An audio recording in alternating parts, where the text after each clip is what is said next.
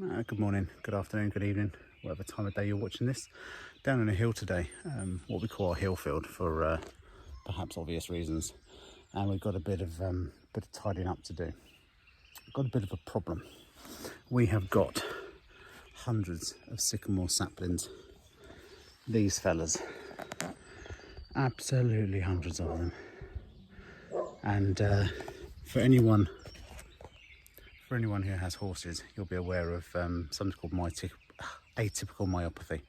It's sycamore sickness, and we know a few horses recently have died of it. One was in the field just over the back, and one was in the field just up the top of the hill in the last couple of years, and they get this sickness. They go downhill quite quick. They then get a little bit better, and then they just die. So it's a sad end to a horse.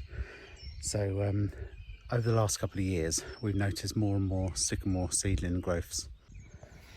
And as you look at the field, you can't actually see all that many until you start getting down close. And you can see here's a couple more. So just in this square metre, we maybe have 60 or 70. And because these little fellas are so small, they are really highly toxic. So last year and the year before, we mowed it, but it's quite a steep hill. And it's actually quite a big area to mow because it's on a steep hill. And because it's quite steep, the ride-on wouldn't quite make it. So this year, what we decided, be a bit radical for two reasons. One is we're going to get rid of all of these saplings. Look at the floor. There's no real biodiversity in there at all.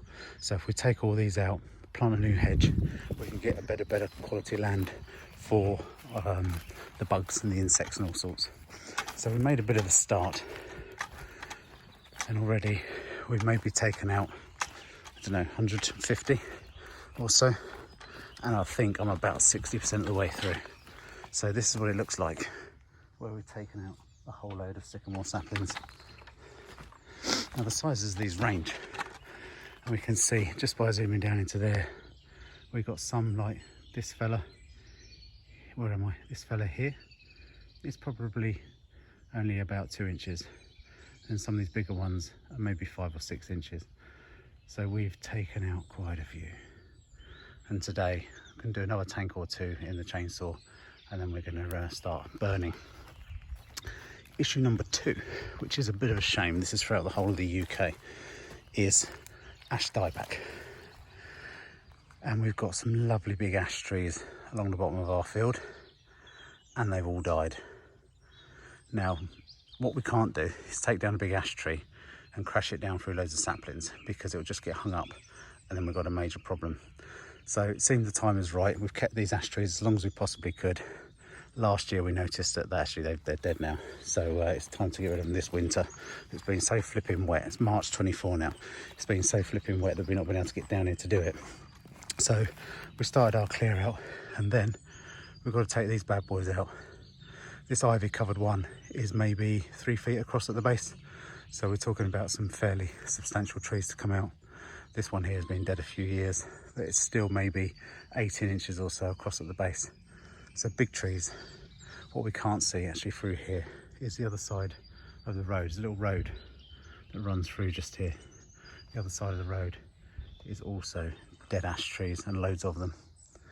And if you're driving around and you see some woodland, you'll just look at the woodland for a moment and you'll see dead trees all over the place. A lot of them are starting to fall over now because they rot from the inside, which causes them to be unstable. So you can't climb any of these trees to take them down. You've literally just got to knock them over. I'll take you down and show you one that's cut out a few years ago. Okay, so I'm now down in among the bottom of it, in among the big dead ash trees. And we can see in our neighbour's land, they've had this one taken out a few years ago.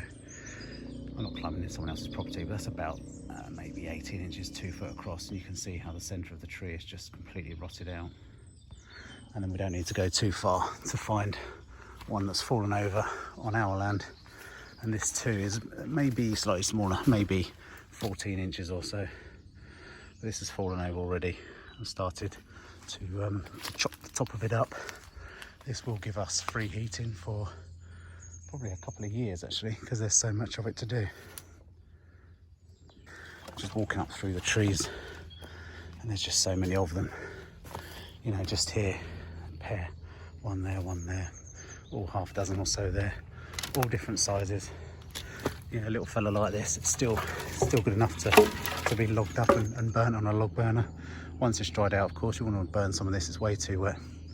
So we've got maybe 20-30 meters between the edge of it up there and down there. But once you're right into what was the canopy, there's not a lot grows in there because it's just starved of light in the summer.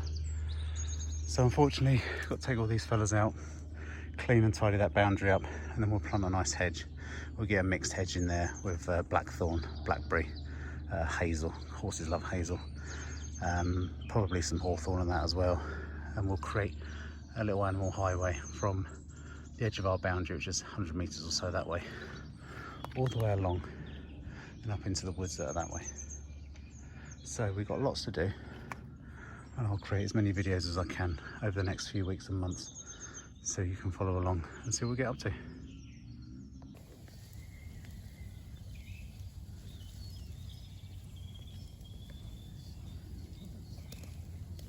All right, Puggle.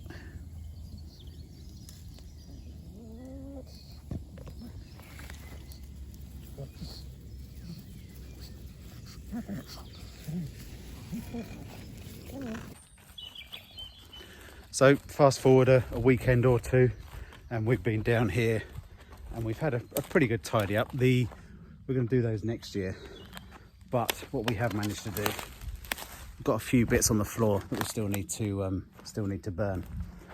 But just clamber over all this crap. What we've got is some wood piles, a few bonfires kicking about, and a nice cleared area. So ultimately we'll get all this down to grass. We'll bring the little digger down to pull these stumps out, get it raked over, get it seeded. We'll pop a fence through here somewhere for this summer so the horses don't come down here, and we'll decide what to do with the bottom fence once we've got the trees out. So that will form part of another video. Thank you for watching. Thank you for getting this far. New channel, but please, if you can, like and subscribe, and we'll upload as many videos as we can over the forthcoming months and years. Thank you.